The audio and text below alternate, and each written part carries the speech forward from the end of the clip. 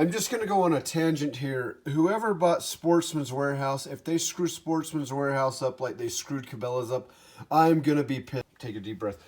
Now, a good buddy of mine, who I'm going to let remain nameless, because I said, listen, Riley, your identity is going to be safe with me. I tells him that I'm not, I said, listen, Riley, nothing. I won't let anybody know who you are. He was kind enough to say, yeah, go ahead and take away dyes, and you can do a little review of it. They've always been a little bit too expensive for my blood. And so for the same reason why maybe some people don't buy the RCBS, I don't buy and haven't personally purchased the Hornady. But the problem I've got now is after looking at the Hornadys, except for one major problem with them that I could see, which I just can't get over. But except for that problem there, kind of a believer in them. All right, so I was talking to old Riley, and I'm like, listen, okay, I'll take these, and I'll do a review of these things. I've heard great things about the Hornadys, but I don't know a whole lot. And anyway, from what I can tell, they're fantastic looking things, but I can't use them because I don't have one of these here 300 Win Mags. You know, that's like, that's the big daddy right there. That's the big mamma jamma. You just, that's the gun of guns. But I don't have one of those. I'm not a real man yet. I also, don't tell anybody, but I like 40 caliber, and I'm never shot a 10 millimeter before.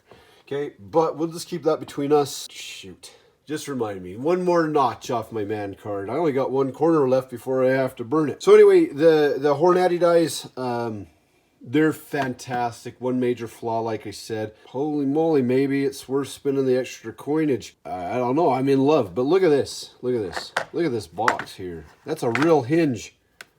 That's a real hinge. That's a man's hinge right there. And a lady's hinge if you're a lady. But these things are fantastic. The finish on them is immaculate. Check this out. This is for the lock and load system, so I can't really use it. But you can take this off here and still use these in your press. It's got the same thread pattern, so you can use these in a standard die.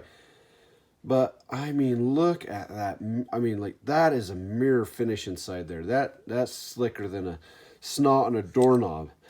And it's got this cool little guide system in there, so let's take a looky. So, nice American steel. I'm going to guess it's made in America. It says Grand Island, New Eastern, so it's got to be made in America right there, especially otherwise you wouldn't be able to buy this in a box. So what we got here, man, I'm telling you, I think I'm sold. I don't necessarily need another set, but then this comes out, or mostly comes out. So this is using the 3/32. That'd be imperial for you metrique fellas out there. You know, just because you're doing it the right way doesn't mean it's the correct way. But look at this locking ring. That thing's not just still, but it also clamps. Now, I've got a Ursibus that's an aluminum version of that's pretty nice, but I'm really digging that. This doesn't feel... there's something different about this. I can't tell, but that's light. It kind of feels like that might be some sort of... injection molded something or other. Nothing. I can't say there's anything wrong with it. It doesn't feel like good old steel right there, you know. Ah, look at that. You got a spring. I was thinking, how on earth do you service this thing? But it's got a little nipple sticking out right there that keeps this little slidey thing from coming on out all the way. So let's always use the right tools. If you don't, you're going to find regrets. So that's where your dental implements come in handy, right there. And you just push on that spring a little bit, pull that out. Oh, that is slick. Now the little nip's gone, and you can pull that out just like that. I would say that's probably a centered metal piece or such. It's set up so you can get that taper crimp put onto that bullet there, and well made. Very, very nice. Did I show you the inside of this thing? This is like a mirror in here, but you probably can't tell. But anyway, that is just, this is a piece of art. That's what I live for right there. And then here we have a piece of milled out stock, and it's milled out nicely, not the same finishes as those, but this is your bullet seat right here, or plunger. I don't know all the terms for this because that would be in the destruction manual, and who needs the destruction manual? But shoot, I probably might. Okay, so that goes in there like that, but it would be like this, right? And then here you have your shell holder. Now, be it known, it's got a place for the shell holder, but you don't get the shell holder with the set. You got to buy that separately. Oh man, somebody's been butchering wood over here and got sawdust all over my press. They're gonna be in lots of trouble if I ever find them. Anyway, here's your RCBS one. Here's your Hornady, and the Lee is very similar to that in the wider mouth open on that. But I think I could fall in love with this. So we're just gonna put that there. The piece de la resistance right here. We got another one of these lock and load doohickey things here. I really think that seems to be some type of injection molded something or other. It wouldn't make me think that was not zinc, but I'd have a hard time melting that down because it don't belong to me. It seems super light, just like zinc. We've got this here thing. It's got this nice steel locking lug right there. Oh man, I mean this is magnificent. I'm loving this thing. The one major problem I found with this is I'm not really sure what this product does right here. But what this product does is it makes it so this is pretty much useless. Anyway, but that gets us to the real part of our story here. O'Reilly Mason, he's like, yeah, who needs lube? And he found out who needs lube. You always got to lube your brass or you're going to end up like this. And then I'm not sure what this is. It looks like it used to be threaded. And it's in there. It's in there. It's in there good. And then I shouldn't laugh, O'Reilly. I mean, my friend who should remain nameless. Anyway, we're gonna see if we can undo some stuff, and pretty much he's given me the go ahead to do whatever I need on this thing, and if it works, it works. If it don't, it don't. Always make sure you got enough and proper lube on your case before you put it into the resizing die, or you might end up like this.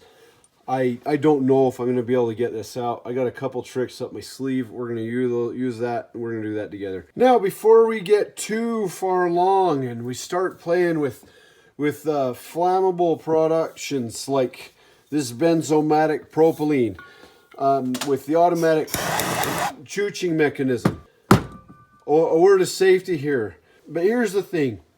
I'm going to try some stuff. We're either going to fail or we're going to win together. Do I use my trusty hammer that my dad used back in the, in those years where the hippies were big, or do I use my new beautiful Vaughn? Both of these are 16-ounce pieces of beauty. Good old craftsmanship right there. Now, but look at that. You know what that is? That's the original hammer handle. Do you know why? And so is this one. Shocker, right? You know what? We're gonna go with that one. We know it works. This other one, you can't trust it. Cannot be trusted. It's brand new. This has been used professionally by both my father as a framer and by myself. The reason that handle's still there is because he used it right, and then he taught me how to use a hammer right. I broke one hammer handle once.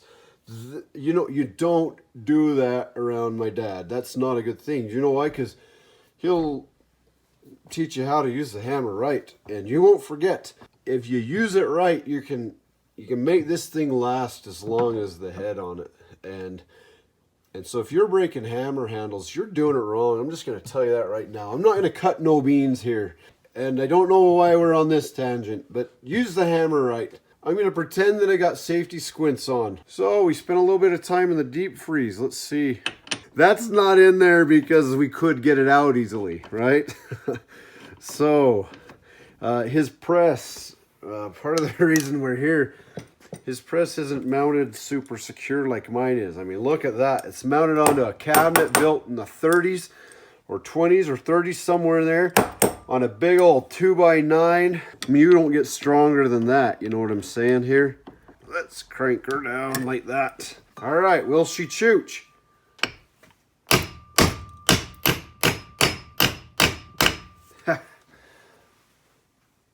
That ain't gonna work. All right, plan B.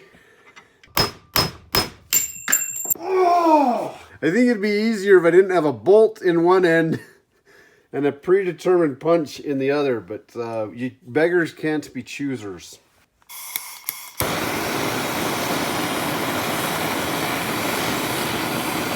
I saw this on YouTube once for something else. What did I get myself into right here? I'm sure this has something to do with science, but I know that if you torch, you know, rusty nuts, they come loose. We'll see if that's enough. Probably not, but she's smoking. Sure, she's fully engaged in here. All right, get this little knuckle buster here.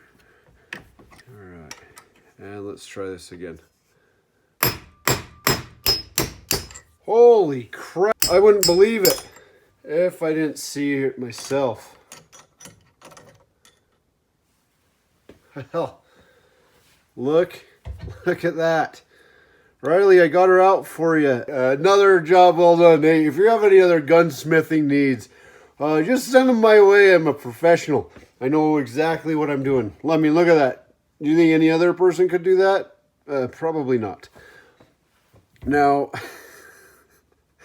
all right. Did we learn a lesson here?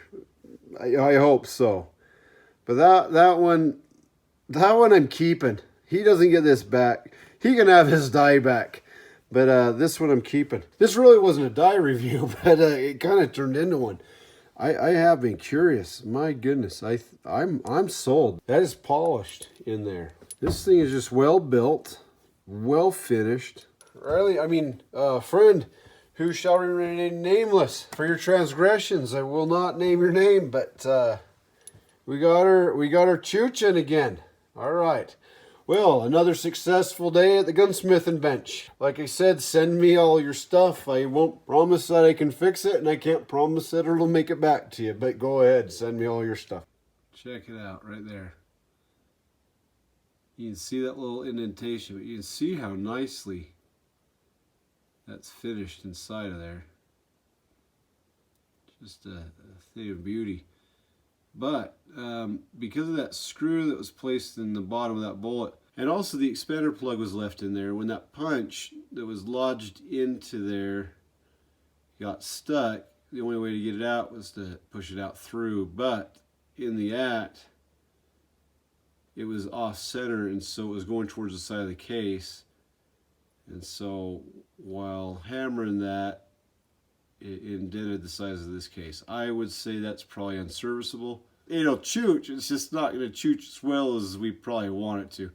But the victory is that we got it unstuck, right? That's the important part. Whether it works or not afterwards, minor details. You guys have a great evening.